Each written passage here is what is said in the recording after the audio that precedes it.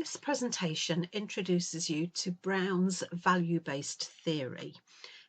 This is learning to support the unit theory and practice of career guidance and development. The learning outcomes are that by the end of the session, you will be able to describe Brown's value-based model of career choice, balance arguments which both support and detract from this model, and explain the model's relevance to your practice. Let's think about the context for this theory. So values provide the standards by which individuals make judgments about their performance and that of others. Individuals are likely to compare themselves to their reference group, and people who are unable to engage in work that they deem important violate their standards of behaviour and are likely to be dissatisfied with their jobs. Workers whose values are at variance with those of their supervisors are likely to have differing views of the relative importance of various aspects of the job.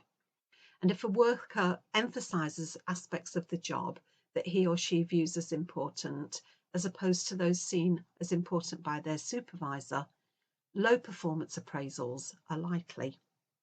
This may lead to planned or unplanned transitions. Now, career development practitioners can use a values-based approach to support clients going through either type of transition, i.e. a planned or unplanned transition. The values-based approach is also predicated on the idea that career counselling should, in most cases, be life role counselling because of the interaction among life roles and the unlikely outcome that an occupation can satisfy all of an individual's values. The model assumes three types of values: cultural, work, and life values. Cultural values can be subdivided into 5 categories of social relations, time, relationship to nature, activity, and self-control.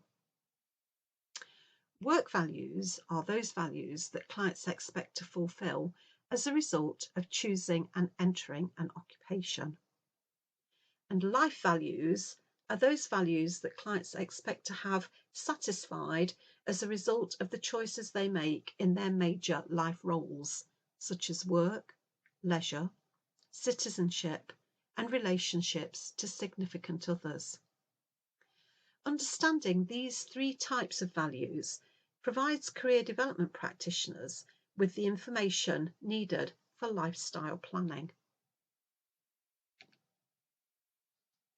Life career counselling from a values perspective is based on the following assumptions.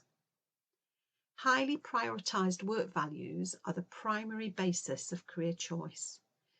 When choosing an occupation to match values is constrained, structuring other life roles in ways that satisfy highly prioritised life values should be pursued.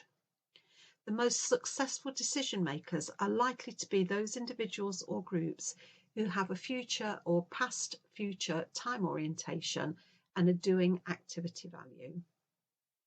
Clients with individualism social value are required to make a series of estimates about their personal characteristics and the occupations they are considering if they are to be successful.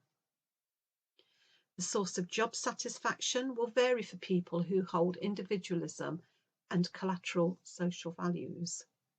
And job success, as determined by the supervisor or employer, will be determined by the same factors for people regardless of their social relations value. So how do we go about integrating a values-based approach to practice? Well, perhaps the most important issue to be addressed during the process is to crystallise and prioritise the client's cultural, work and life values in the context of their life roles. During the process of personal guidance or counselling, the practitioner will need to help the client to understand and prioritise their cultural work and life values in relationship to the decision which needs to be made. Approaches using culturally sensitive interviewing, card sorts, or questionnaires can be used for this. The Life Values Inventory is a free resource which can be used, and you might want to try it yourself and can do so by following this link. And here are the references that I have used to support this particular presentation.